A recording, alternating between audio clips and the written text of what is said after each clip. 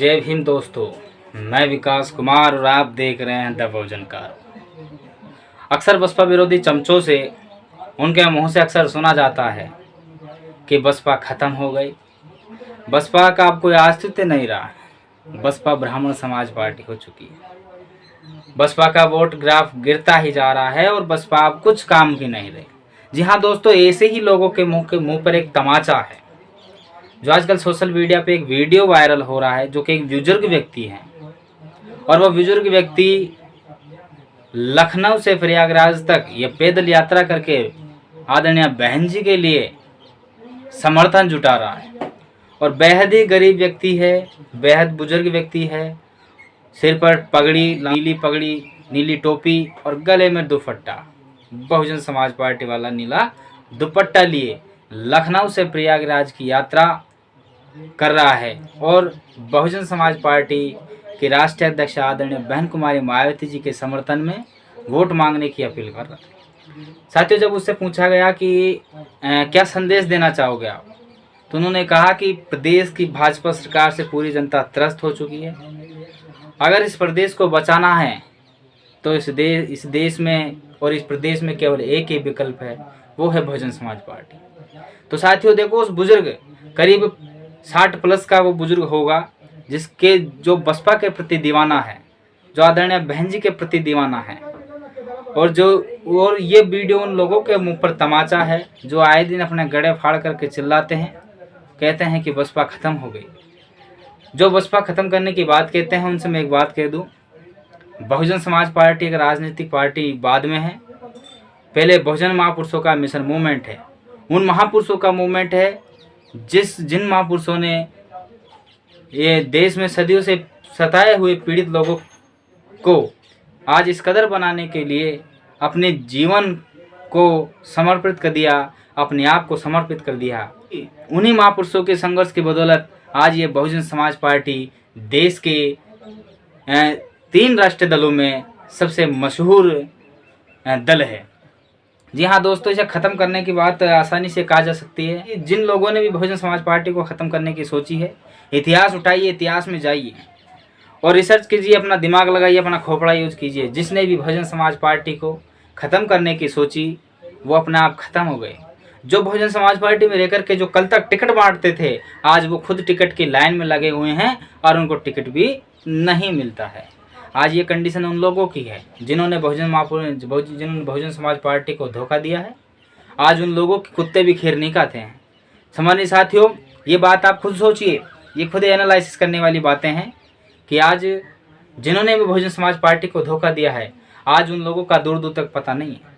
जो व्यक्ति बहुजन समाज पार्टी में रहकर के शेर की तरह धारते थे, सिंह की तरह मुँह फाड़ते थे, आज वो कुत्ते की तरह भी भौंकना बंद हो चुके हैं। तो सम्मानित साथियों, बहुजन समाज पार्टी हर कोई जो नीचे से नीचे का व्यक्ति भी होता है उसे दाढ़ना और बोलना और सम्मान के साथ जीना सिखाती है, और जबकि अन्य पार्टियों सब गुलाम बनाना हमें सिखाती है।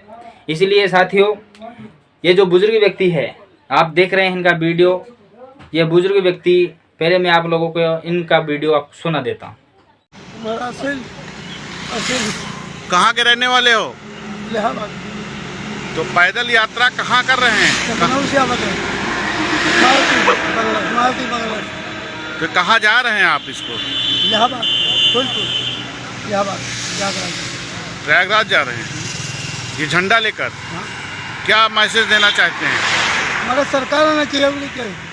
अच्छा, क्यों ये सरकार ठीक नहीं क्या? बहुत बड़ी सरकार हमारा ही मायावती। अब ये जो प्रेजेंट टाइम में सरकार है भाजपा की, ये सही नहीं क्या?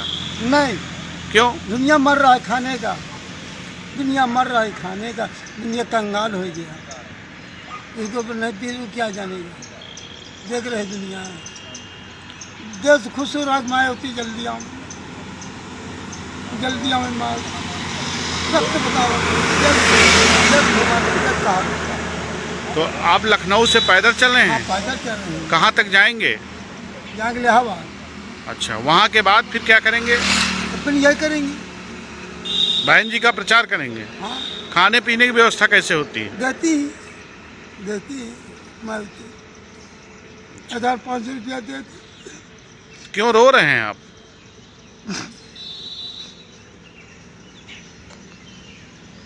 सरकार लाने के लिए रो रहे हैं क्या? असल हम तो धड़ा ताल्लुक के बाबा बासल हो रही।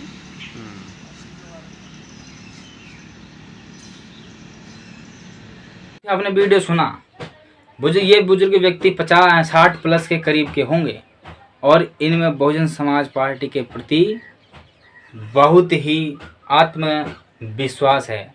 और साथियों, यही कारण है आज इन्हीं वोटरों की, आज इन्हीं बुजुर्गों की वजह से बहुजन समाज पार्टी देश में अपनी एक राष्ट्रीय पहचान बनाए हुए हैं।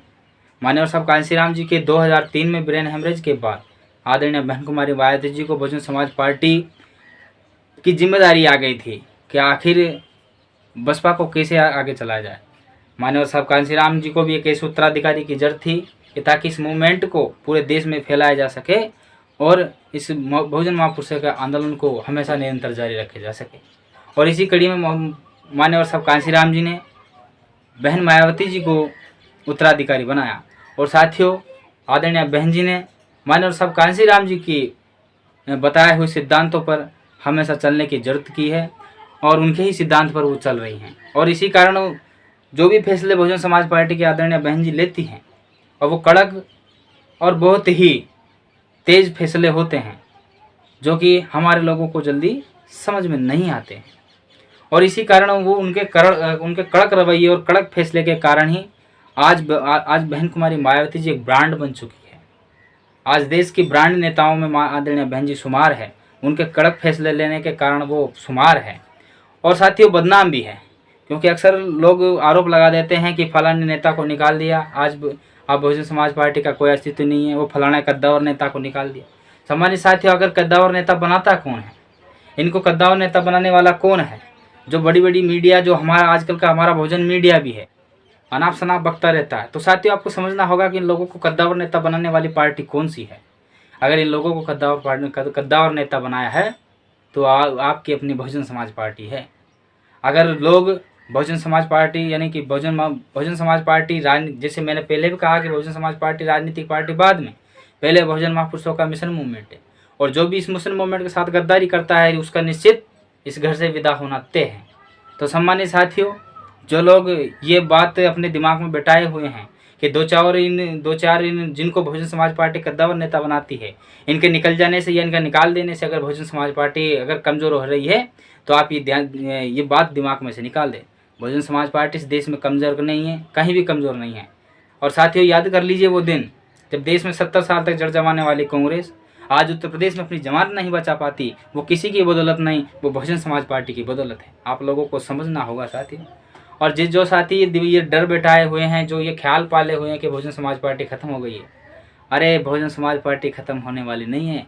ये दिमाग में से अपने ख्याल निकाल देना। अब बहुजन समाज पार्टी के युवा, आज बहुजन समाज पार्टी के युवा भी अब राजनीति का नैरेटिव समझने लग गए हैं। वो लोग राजनीति समझने लग गए हैं। और अब तो सुनने में भी ये आ रहा है कि देश के सबसे बड़े प्लेटफॉर्म ट्विटर पर भी बहुजन समाज पार्टी के समर्थक अपना झंडा गाड़ने लगे हैं। उन्होंने भारतीय जनता पार्टी के आईटी सेल को भी पछाड़ दिया है। उन्होंने कांग्रेस आईटी सेल को भी पछाड़ करके बिना ब्लू टिक और बिना आईटी सेल के बहुजन समाज पार्टी के झंडे वो गाड़ने लगे हैं। तो सम्मानित साथियों, ये डर है, बहुजन समाज पार्टी के समर्थकों का डर है। और इसीलिए आज ये हमारा बहुजन मीडिया जो कांग्रेस से सुपारी ले लेकर के आज बहुजन समाज पार्टी के खिलाफ अनाप शनाप बक रहा है, ये भी डरा हुआ है कि कहीं हमारी दुकान बंद ना हो जाए। सम्मानित साथियों, ये बसपा का नाम ले लेकर के पहले फॉलोवर बढ़ाते हैं, अपना घर बनाते हैं और बसपा के नाम से ही करोड़ों व्यूज पाते हैं।